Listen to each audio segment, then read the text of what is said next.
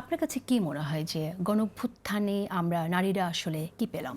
আমার কাছে মনে হয় কি জানেন, গণ অভ্যুত্থানের জন্য আমাদের প্রত্যেকের একটি এজেন্ডা ছিল, পুরুষ নারী সকলেরই, সমস্ত ক্লাস থেকে, এবং তা হচ্ছে শেখ হাসিনা রেজিমের ফল। তো অবশ্যই গণ অভ্যুত্থান থেকে সকলের যেই প্রত্যাশা, সেই প্রত্যাশাটা ওই মুহূর্তে পূরণ হয়েছিল। আমরা শেখ হাসিনার পতন দেখিয়েছি। সো এটা হচ্ছে আমাদের 1 নম্বর প্রাপ্তি। 2 নম্বর প্রাপ্তি হচ্ছে যে সকলের সম্মতিক্রমে একটি সরকার গঠিত হইল এবং সেই সরকার বেশ কিছু এজেন্ডা নিয়ে এগিয়ে গেল।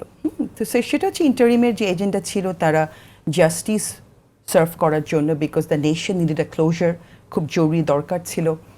দ্বিতীয় হচ্ছে ডেমোক্রেটিক ট্রানজিশন, একটি জাতীয় নির্বাচন, সেই জাতীয় নির্বাচনের যে দিন নির্ধারণ, সেটা যদিও অনেক পরে হয়েছে, বাট হয়েছে, সেটা একটি শান্তির জায়গা। আর তৃতীয় হচ্ছে রিফর্মের ব্যাপারটাতে যেটা হয়েছে যে সরকার যেটা করতে, ইন্টারিম যেটা করছিল, তার একটা পাওয়ার ব্যালেন্সের জন্য, যাতে আবার কখনো কোনো ফ্যাসিবাদ ফিরে না আসে, এই লক্ষ্যের কথা বলে তারা কিছু ইনস্টিটিউশনের রিফর্মের কথা বলেছে।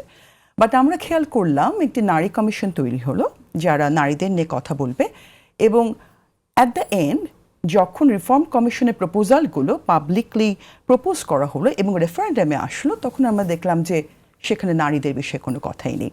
একটি ছাড়া, সম্ভবত correct me if I am রং, তার বোধহয় পার্লামেন্টে যে সিট বৃদ্ধির কথা বলেছে, সেটা রেফারেন্ডাম কি আছে? আছে রেফারেন্ডামে কোনো ধারা? হ্যাঁ, সেটা আছে। হ্যাঁ, সেটা একটা আছে।